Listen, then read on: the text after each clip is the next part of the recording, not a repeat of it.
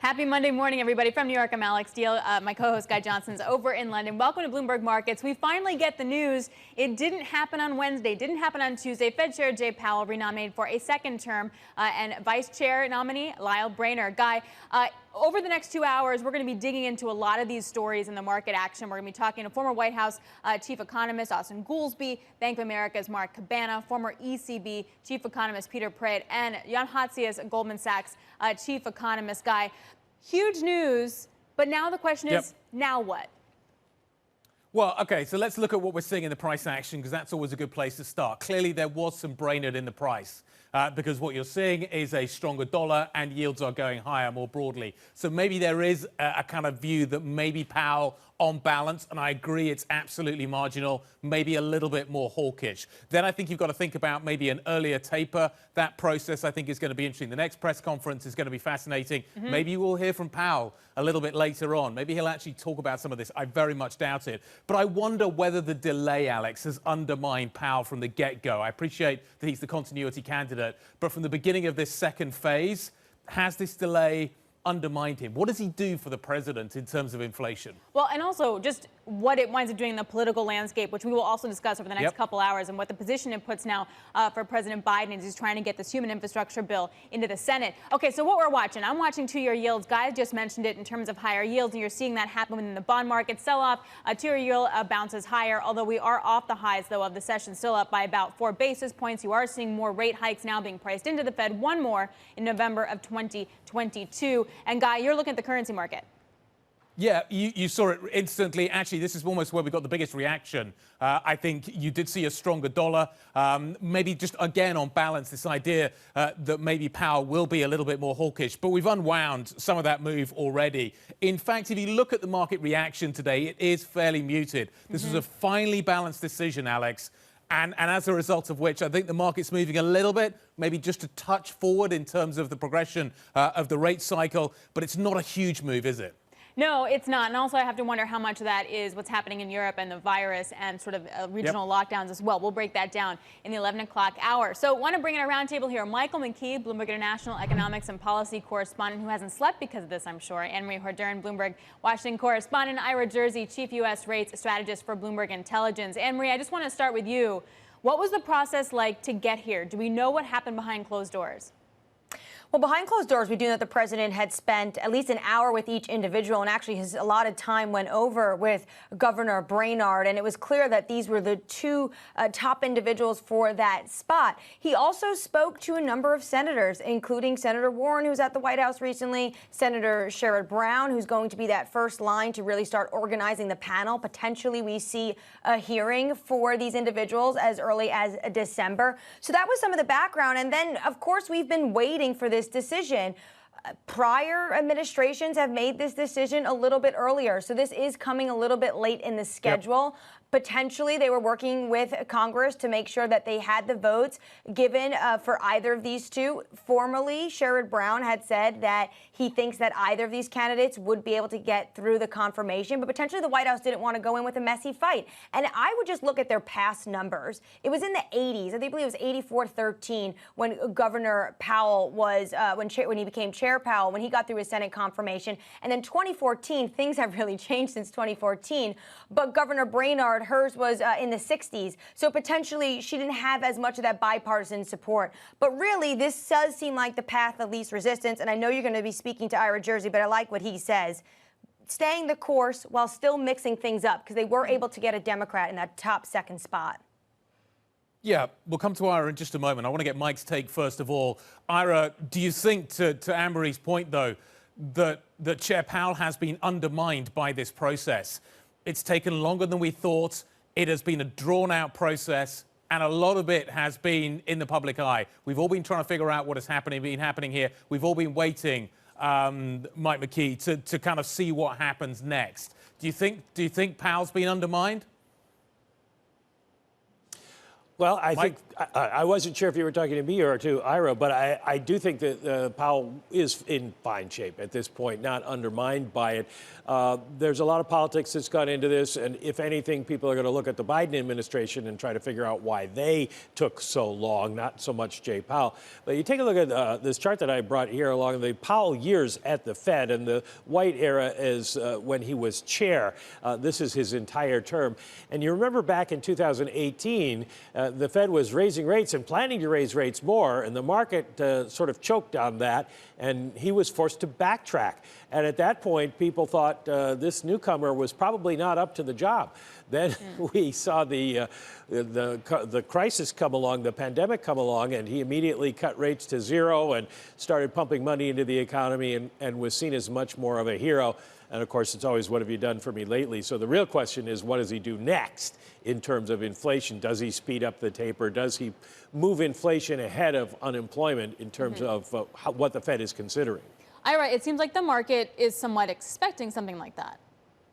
Yeah, the market is certainly starting to price in the chance of an earlier taper. I think that with Lyle Brainerd as the vice chair and with Chair Powell probably staying in office, then I don't think that they'll actually end the taper. Now, the question then becomes, do we price multiple hikes for 2022? Right now, we're priced for a June and November hike next year. I think that that's not unreasonable expectation given these inflation dynamics that, seem to be taking up every other headline on the Bloomberg terminal these days. But keep in mind that I think from the, as you get into 2022, the worst of some of the inflation numbers on a year-on-year basis are probably going to be behind us. So I think that one thing that Jay Powell has going for him is that he can maybe be a little bit patient and wait until March or April in order to make that call as to whether or not they're going to start hiking in June of next year. Ira, they managed the taper without a tantrum, but if we bring it forward, how do you think asset prices react? Well, first, I think we had a little bit of that tantrum back in January and February. That's when you had the, 125 basis point sell-off in 10-year Treasury yields. I think that one of the reasons why we haven't had the same kind of tantrum this time as before is, quite frankly, the communication this time was much better. The Federal Reserve gave us, very long leads, very long, basically benchmarks for when they would actually start to reduce their asset purchases. The other thing that we have to remember too is that now that they are tapering their asset purchases, the Treasury Department is also cutting the amount of supply. So when 2-year notes at 11:30 today are going to be a pretty interesting auction, but it is smaller by a couple of $1 billion than it was last month. So you have the Fed cutting, and at the same time you have less issuance by the Treasury Department. So you don't have the same dynamics where you still have very large deficits and getting larger deficits as you had in 2013. Ira, real quick follow on that. Is that why we're not really seeing the real yield move in the same kind of way that we've seen nominal yields? I mean, yes, we are off the lows, right? But we're still, negative 100 basis points to some extent. Yes, the curve is steeper, but I think it's all relative. Yeah, but that's all about inflation expectations here, Alex. The inflation expectations and the flows from retail investors in particular into ETFs and mutual funds is just absolutely insatiable. So you've seen massive flows into TIPS funds, and TIPS are not the most liquid of rates products. So because of that, you see those real yields super low. Now, some of the work that we did a piece 2 weeks ago looking at when do real yields actually sell off. And with the exception of the taper tantrum, real yields don't sell off until the Federal Reserve actually starts to hike interest rates. So once they do, and if they do starting next June, you could see a big move in TIPS real yields and negative returns on a lot of those products that retail investors have been pumping money into over the last couple of quarters. AMH, let me come back to you in DC. What is the ripple effect of this? How does the squad react? What is the impact on Build Back Better? I'm assuming there must be some effect here. Well, when you look at what the White House has done was they keep saying that they want an independent Fed and they want to have continuity at the Fed. So, of course, keeping Chair Powell there does that. And that is a nod, really, I think, to the bipartisanship support you have seen from the chair. Not only that, his own Treasury Secretary, Janet Yellen, this summer had said she supports that decision. And then there's really a nod, though, to the progressives by elevating Governor Brainard to the vice supervisory position. This is a really incredibly big role, and this is likely one that is going to be certainly welcomed by the left. There was three senators really to watch out for. There's, of course, Senator Elizabeth Warren, who said that Powell's a dangerous man, but we do know that she had been at the White House. So she was probably part of at least understanding some of what this makeup could be. And then there was other senators, like Senator Sheldon Whitehouse on Friday, saying that they didn't think Jerome Powell should get the top spot because of climate change. But we shouldn't forget, the White House has three other positions to work with as well. So potentially they can lean a little bit to the left with these three other positions. But when it comes to monetary policy, Brainard and Powell, everyone pretty much agrees, are in lockstep. Mike, talk about those other vacant slots. When do you think we get that? And where's the balance of risk there? Boy, after these two, I have no idea when we get those. And it is a little bit surprising that they haven't put them forward, but unsurprising given it is a complicated effort to try to pick all those people at once. But the vice chair for supervision is going to be the big one that gets all of the attention because people thought it would be Lael Brainard. So does this mean that the president goes in an even more regulatory hawkish direction, which would satisfy the Warren wing of the party for that seat? And then how does that play into the other two seats that they have to fill? Rich Claritas and Randy Quarles, and the open seat. Rich Claritas' seat will just become a regular governor's seat for the 14-year term. So that'll be important to whoever they put in. That person will have a full term. The other seat that is open has only 2 years. So if you wanted to put in perhaps a Republican to balance some of it out and get some Republican votes, you could do that as part of the effort. Jay Powell was chosen as a Republican for a 2-year term when Jeremy Stein was appointed as a Democrat to the Fed board back in 2012. So there are a lot of dynamics at work here, but the one to keep an eye on really is Vice President for Supervision, and it's a little odd that that one they didn't move on. You would expect that, because that seat's already open, you would expect that move to come reasonably soon. Mike, when we look and take a step back and look at what is important to the president right now, he started talking about this idea that Build Back Better is going to be disinflationary. Do you think we should look at what is coming out of D.C. right now as having an impact on inflation? Does this at the margin mean that the president can say, I'm on the front foot when it comes to fighting inflation? Because that's the biggest narrative right now in D.C. Now, the problem for the president is it's economics that gets into the weeds a little bit, and people, the average American isn't really going to understand that Build Back Better disinflationary aspects are going to take years to develop as the systems get put into place and the economy gets hopefully more efficient. Where you might see some immediate inflation is in the infrastructure program, depending on how fast that money goes out the door. If you've read The Power Broker, you know that in New York, they were always ready with a shovel-ready project during the Franklin Roosevelt years, and they built an awful lot very quickly. But then when we saw the stimulus program under Barack Obama, states and cities were very slow to get their projects going, and so it didn't have as much of an impact. Probably the bottom line is both will be relatively neutral in this situation for inflation, but there's a lot of other factors that people have been talking about that the president has to pay attention to. And you notice in the president's statement today, he said he welcomes Powell's views on inflation and on maximum employment, putting inflation first. And I think that's going to be the emphasis from this administration going forward. It's going to be interesting to see exactly how he articulates that and how the message shifts as a result. Mike, we'll leave it there. Thank you very much indeed. Bloomberg's Mike McKee, Bloomberg's Anne-Marie Hordern joining us from D.C. and Ira Jersey of Bloomberg Intelligence on the market setup right now. Little shift higher in yields. We're going to continue our coverage of Jay Powell's renomination on Bloomberg Television. Nobel laureate Paul Krugman, former Council of Economic Advisors Laura Tyson, Atlanta Fed President Raphael Bostic, all on deck as we work our way through the day. 1:20 is when we're going to hear from the president, the chair, and the vice chair.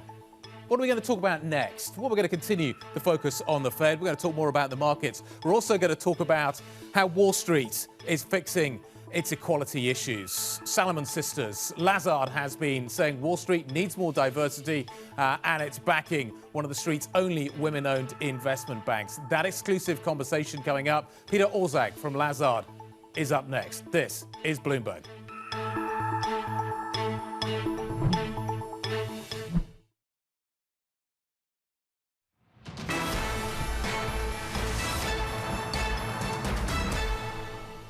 "45 minutes into the session, equities are higher on Wall Street. The dollar is up. Yields are higher as well on the back of the Jerome Powell renomination news that we've been bringing you. Let's talk about one of the more important subjects that we need to spend much more time on when it comes to discussing Wall Street. Lazard backing one of Wall Street's only female-owned investment banks. The startup Independence Point Advisors, nicknamed Salomon Sisters, founded by Wall Street veteran Ann Clark Wolf. She joins us now, as well as Peter Orszag, Lazard's financial advisory CEO.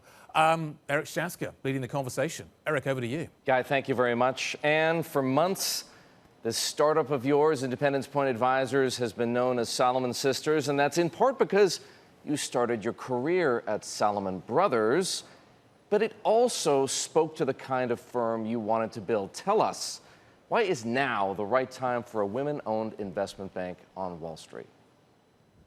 Thank you, Eric. It couldn't be a better time. And I always start with the most important thing in our industry, which is our clients and how do we change client outcomes. And as I took the time over the past year to think about where I could still have impact on our industry, clients kept coming back to the diversity of opportunities and challenges that they were confronting. And frankly, the need to have a wider aperture of talent and helping them navigate that. And so I really have to thank clients for saying that now was the moment to try to take on this audacious goal of being both exceptional talent, but that also just happens to be diverse. Peter, when you and I spoke yesterday, you said, and I'm quoting you directly here, there are situations where it's already a huge disadvantage to show up with a team of all white men. That is obviously intriguing. It's also revealing. Is diversity no longer a matter of we'll get there at some point, but rather something your clients are expecting to see and perhaps even demanding? Yeah, I think we're at an inflection point, and that's for two reasons. One is that more diverse teams, more diverse banking teams can produce better outcomes and better insight. And also, to your point, frankly, clients are starting in certain situations to demand a more diverse team, and we think that will grow over time. You describe the partnership with Ann as part of the modernization of Lazard. Tell us about that modernization effort and specifically how you see Lazard and Independence Point working together. Sure. It's a very exciting time at Lazard. We've got this great brand, this great history, but we're also trying to become more modern, dynamic, and diverse. And that's a big part of what's going on here. And so across the board, from a hybrid work environment to a lot of investment in automation to make the day-to-day less mundane, to a real commitment to expanding our diversity. Lazard today is on a new path and a dynamic path. And I think the affiliation and alliance with Independence Point Advisors is a great indicator of that trajectory. We're really excited to be working with Ann and her team. And you spent your career thus far at Citigroup, at JP Morgan, and of course at Bank of America, where you finished as chairman of Global Corporate and Investment Banking. What does modern mean to you? What does the modern investment bank look like? The modern investment bank, in my opinion, has to do with distributed talent. And distributed is a word that comes up in many modern contexts. But if you're going to really bring the diversity of talent that's required to confront these challenges, you first have to start with expertise. Clients are never going to be interested in advice purely because it comes from a diverse team. But where you get the intersection of incredible expertise and diversity, and a diversity of life experiences, We actually think that that's going to open up the aperture and again be exciting to the next generation of bankers who I very much have on my mind of how do we make this industry the place that they want to be to enjoy the experiences that people like Peter and I get to enjoy in working with some of the best clients around the world. And people are going to wonder, why give up one of Bank of America's top jobs? It took so long to get where you were, so much effort. Why give it up? And with it, of course, the power that comes with a role like that, the money, the security, to take the risk of starting your own firm. I think that COVID's taught us all a lot of things, but I thought a lot about impact. And I thought a lot about legacy. And I've spent the past 30 years trying to play an impactful role changing the inside of these big organizations and being the champion for diverse voices, not only women, but whether that's people of color, whether that's openly out talent, whether it's our veterans. And yet what I found was that it got harder and harder for those voices to be heard. And I also saw the next generation of our daughters not thinking about the career that I've pursued.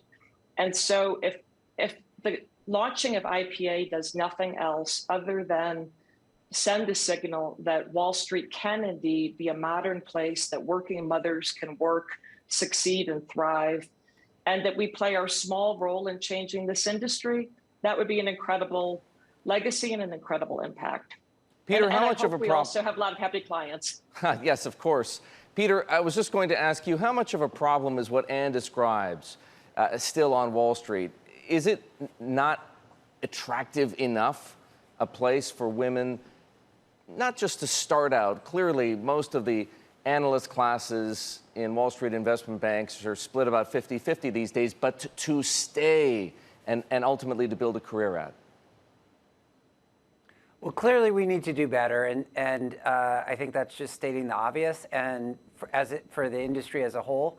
And again, this is one reason why we're so excited about the affiliation with Independence Point, because it is symbolic and because it's a way of trying to say to those new analysts or associates that are looking forward to their careers, look, there's a different path here and we can make it work.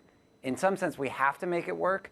And again, it's an exciting moment because what we've done so far as an industry hasn't been sufficient. So it's time to try something new. Let me jump into this conversation. It's Guy in London. Maybe widen the lens a little bit. And we've just had the announcement of who will be the next Fed chair from the president. Do you think the president missed an opportunity to put another woman at the top of one of the most important institutions in the world? We had two exceptional candidates. I certainly am excited to continue to follow Lael Brainard's career. But I also think we're at a point in the economy where stability is really important and clearly moving the country together in a unified way. So it'll be exciting to see the role that she'll continue to have on the Fed today and in the future. Peter, similar but different question to you. Hi, it's Alix Steel with Eric Schatzker here in New York. Peter, good to see you. Your reaction to Powell renomination, it does look like we're still headed for a world of moderately higher rates, but still a lot of liquidity in the system. Yeah, look, from my perspective, this is sort of the dream team. Chair Powell clearly is a force for stability and good sense in monetary policy. Lael Brainard, someone I've known for over 30 years, extremely talented person. I think together you're going to see an even better alliance and combination. I, again, just think the combination is very powerful. With regard to the implications, we clearly have a raging debate about inflation that is going to be front and center for both Powell and Brainard going forward. And that's going to consume a lot of the debate in early 2022. Peter, where do you stand? Do you think we need to do more quickly? Do you think inflation is going to fade? The president's taking to talk about Build Back Better being sort of disinflationary. What stimulus do you think, if any, the U.S. economy needs right now? Well, I think we're at a moment where I personally would be in watchful waiting mode. There are people I respect that think we should be moving more aggressively towards Fed tightening. I just think we're at such an unusual moment in the inflationary process, and there is some indication, at least, that some of the supply chain dynamic that has been a big contributor to inflation, not only in the United States, but in the UK and in continental Europe, that some of that may be at least stabilizing, possibly by early next year improving.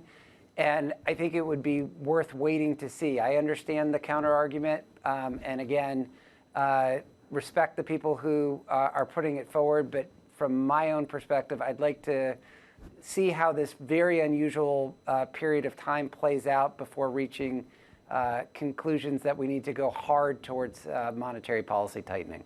Anne, hi, it's good to see you. In the meantime, you're still running a business, so I wonder what is the world where there's still TINA, where there's still uncertainty about inflation, but yet there's still higher rates and a potential taper that's being pulled forward. What does that mean for an investment banker?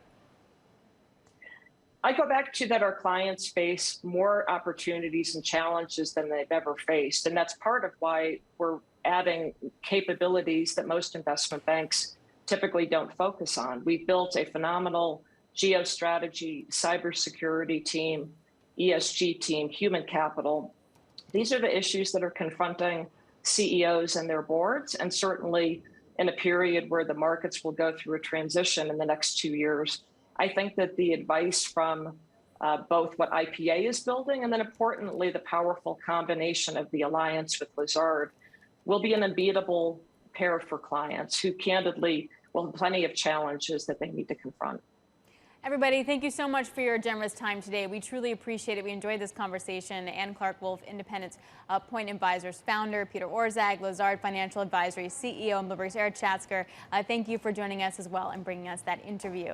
All right, let's get you some updated here on some headlines. So OPEC Plus is saying that they may adjust their plans to raise production next month if consuming countries go through with a coordinated release of strategic petroleum reserves. We learned over the weekend that Japan and the U.S. may announce a plan to jointly release some crude from those reserves as early as this week. Goldman Sachs saying the market's already pricing in 100 million barrels of release. OPEC Plus is going to respond. The two still going head to head on that, guy. It's amazing, isn't it? You basically got a cartel of suppliers, a cartel of consumers staring at each other right now. Yep. Be interesting to see ultimately who blinks and how this one turns out. Alex, we are approaching an hour into the US trading day. The sense thus far is that we have equities higher, certainly tech on the front foot. You've got a stronger dollar, you've got higher rates. Abigail Doolittle wrapping it up all for us. Over to you. Well, Guy, it is certainly an interesting day, and it all is about, of course, obviously, the renomination of Fed Chair Jay Powell and the elevation of Lael Brainard to Vice Chair. And here's the reaction. This is the story on the day. Take a look at the S&P 500 E-mini futures, up 0.9%, a huge spike out of the overall session. Investors like the fact that the safety net is likely to stay in place of monetary policy. If we take a look at some of the top movers, it's tech, as you were just mentioning. Apple and Microsoft are the biggest point boosts to the S&P 500. Here you can see actually Apple here and Microsoft down here. These are the biggest point boosts, up 2% and 3% respectively. The top percentage movers, Las Vegas Sands and Tesla. Everybody loves Tesla. And then Las Vegas Sands, there's a bit of a reopening feel to that. Sector-wise, if we go into the Bloomberg terminal and take a look at the IMAP, we are going to see lots of green. And not surprisingly, the green is from those sectors, the technology or communication services, along with financials. And financials higher, Alex, because if we take a look at what's happening relative to bonds and rates, take a look at this, the 10-year yield up 5 basis points. So an interesting dichotomy there between the idea that you have yields higher. Typically that wouldn't help technology, but it's helping tech and financials. That's just how risk on the mood is. And that is supported by the fact that you have an absolute sell-off in Haven Gold, and you have the dollar versus the yen really climbing. So that Haven yen is also selling off. A very risk-on day, Alex. Also, you don't have Lael Brainard as the head of supervision, though, for the Fed. So that also probably helping financial sentiment a touch. Abigail, thanks a lot. Bloomberg's Abigail Doolittle joining us. Want to get some more insight into how the Powell renomination went down in the D.C. political world. Greg Valliere, AGF Investments Chief U.S. Policy Strategist, joins us now. Greg, what's your understanding of what went down between Senate members and the Biden administration of how we got to a Powell renomination and a Brainard vice chair? Well, nice to see you. I think that it was a compromise, that the consolation prize, of course, for Lael Brainard was the vice chairman's role. I think that several members of Congress told Biden to keep Powell, but the main one by far was Joe Biden. With Joe Manchin. Joe Manchin, I think, made it clear to the White House that he wanted Powell. And right now, whatever Joe Manchin wants, Joe Manchin gets. Has Powell been damaged, Greg, by the delay? This took a long time. There was clearly a lot of internal debate. Has Powell been damaged as a result of that? It hasn't helped. I think that by waiting this long, he may have sent a signal that he didn't have the greatest confidence in the world with Powell. And really, Powell was a little too sanguine on inflation during the spring and summer. Powell got way behind the curve. And now you see the president with terrible poll numbers. The Democrats probably going to lose the House. And one of the reasons voters cite is inflation. So I'm sure the president thinks that Powell did not do a great job, but I think he also feels to not reappoint him could be even worse. So do you think that President Biden got anything from Senator Manchin in this when it comes to, say, the human infrastructure bill? Is there a link at all? Hard to say. We'll have to read people's books, you know, in 2 or 3 years. But excuse me, I would say this. I do think that Manchin will be listened to very, very carefully. And he doesn't have carte blanche, but he's going to get a lot of what he wants. If that's the case, how does the left react? Well, they're probably disappointed, but Brainard got a promotion, and she'll have a very big role in regulating the banks. So that was an olive branch to Elizabeth Warren and the left. But, you know, I'm sure they're disappointed. They wanted somebody a little more aggressive. But I think to not reappoint Powell would have been quite negative for the markets.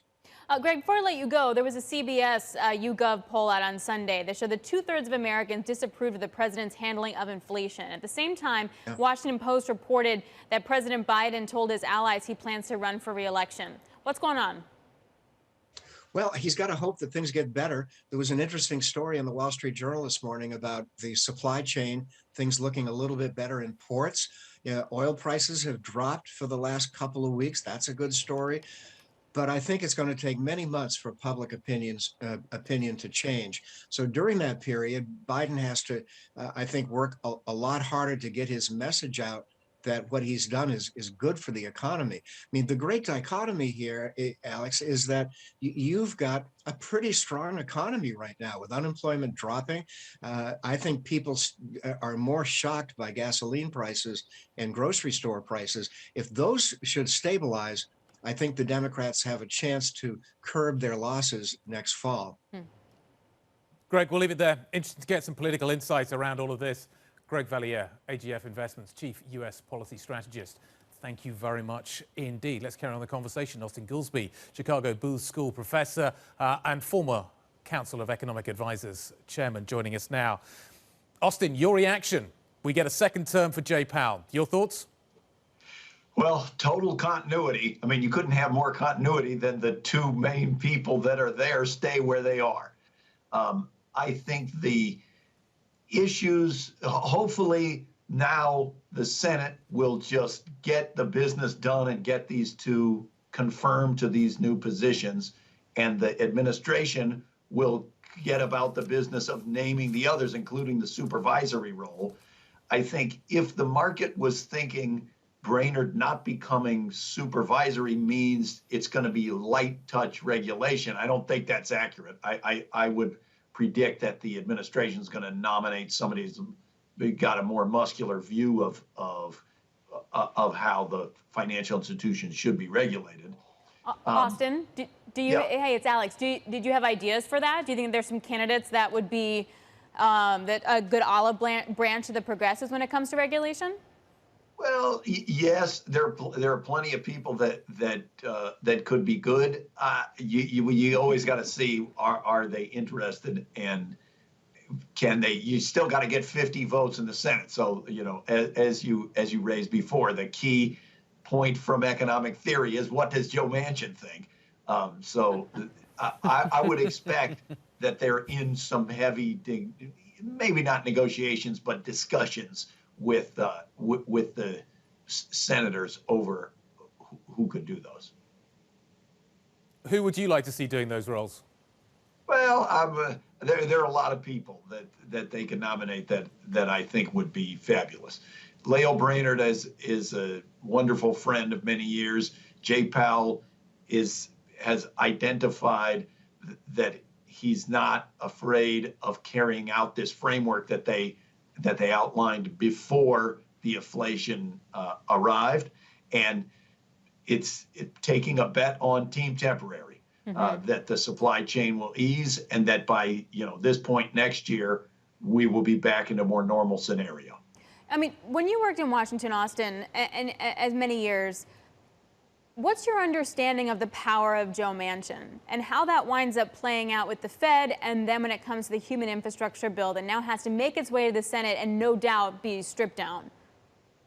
Super important. Everybody, if you need 50 votes, then every senator has a veto. So that's part of the delicate dance, and you saw it on the side when Nancy Pelosi's trying to usher it through the House. You can't just say, well, what does Joe Manchin think? Because if what Joe Manchin wants would lead you to lose a few other senators, then you still don't have 50 votes. In the end, that's the argument for Powell, is that you had a series of Republicans publicly get up and say they wanted Powell renominated.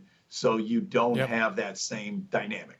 On Build Back Better, you will have that dynamic. They have to get 50 votes. There are not going to be any Republicans that vote for it.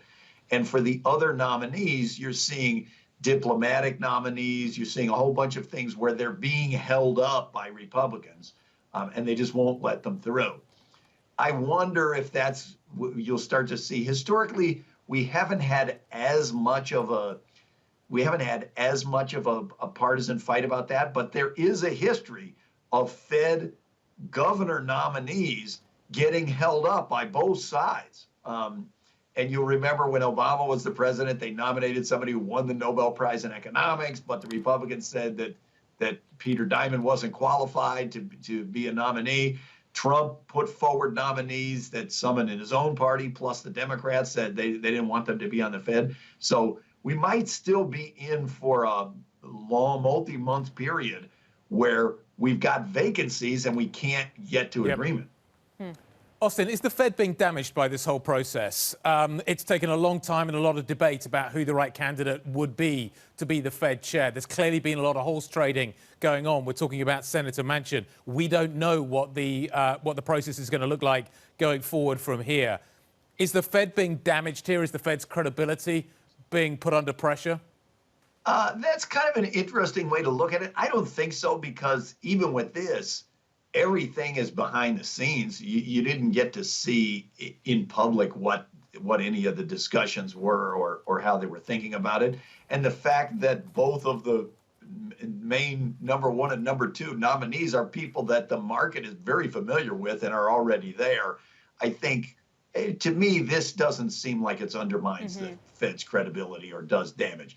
I think it slowly seeps out the capacities of the Fed the longer you go without nominees. And we had this environment under Obama, then we had it under Trump, and we continue to have it now where they're understaffed. It raises the relative importance of the regional bank governors who are not nominated through the normal political process. They are chosen by the regional banks boards themselves. They have a lot more power on the FOMC when there aren't governors that are nominated from Washington. So I will watch that dynamic a little. That's such a good point, Austin. Before we let you go, I want to get your take on the claim by the Biden administration that the Build Back Better and the Human Infrastructure Plan is actually going to tampen down inflation. What do you think? I think in spirit, there are things that go the right way. You know, the child care will allow likely an increase in labor force participation for parents of small kids, that there are a series of things like that. For the most part, I think the Build Back Better and the human capital agenda is best thought of on its own merits. I think The Republicans saying that's going to increase inflation, I think, is nonsense. But the argument that's going to have a material decrease on inflation, I don't know how fast the impact of Build Back Better would take place. My conception of what's happening with inflation is this kind of a 6 to 12 month phenomenon, and I don't know how fast those will affect the supply side if they could be done in 6 months. Austin, we really appreciate your time today. Thank you so much for joining us. Austin Goolsbee, Chicago Booth School professor and former Council of Economic Advisors chairman. Thank you so very much. All right, coming up, we're going to get Wall Street's take now on Jay Powell's renomination. Jan Hatzius, Goldman Sachs chief economist, and Mark Cabana, Bank of America Securities head of U.S. rate strategy, will join us next. This is Bloomberg.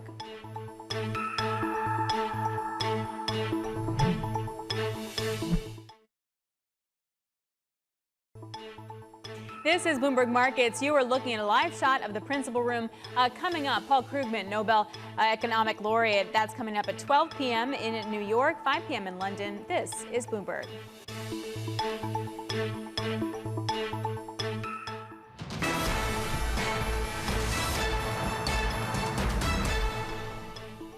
From my perspective, this is sort of the dream team. Chair Powell clearly is a force for stability and good sense in monetary policy. Lael Brainard, someone I've known for over 30 years, extremely talented person. I think together you're going to see an even better alliance and combination.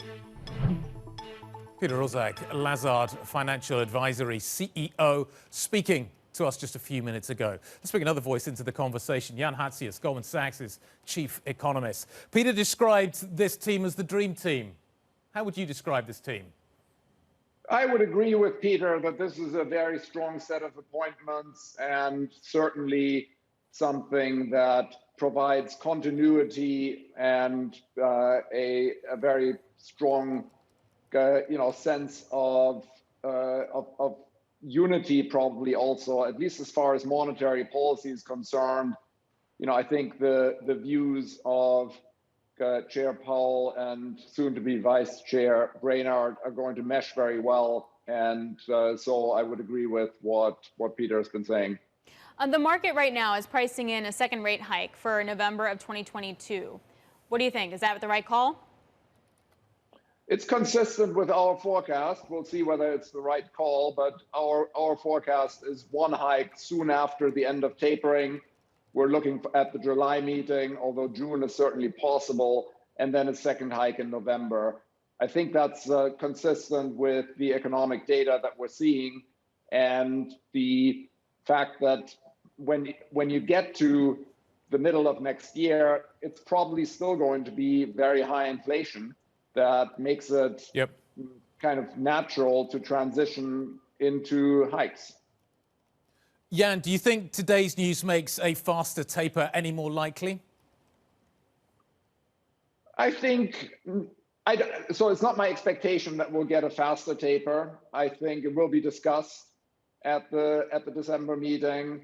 My expectation, though, would be that they stick with the current pace and then hike once you get to the end of that. I think another important point to keep in mind is that projecting more rate hikes down the road is a pretty close substitute to hiking earlier from the perspective of the impact on financial conditions. And so I think that's maybe the preferred alternative. Jan, what would be the conditions, though, to see a faster taper? What would have to happen either in the economy or from policy in D.C.? Look, I think it's mainly about the path of inflation.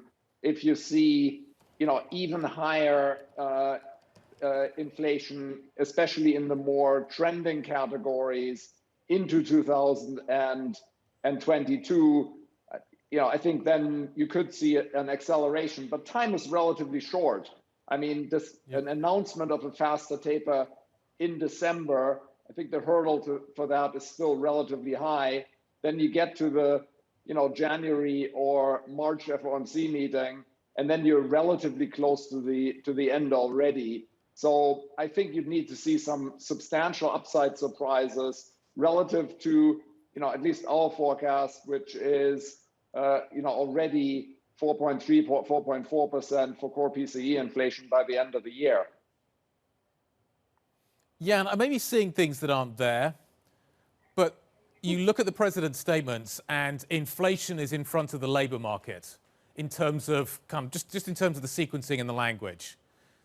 Do you think we should think about that more deeply and wonder whether actually inflation is now a bigger priority for the Fed going forward after the conversations with the president, after the conversations with Senator Manchin for the Fed, which is largely focused in terms of the language that has been delivered lately on the labor market?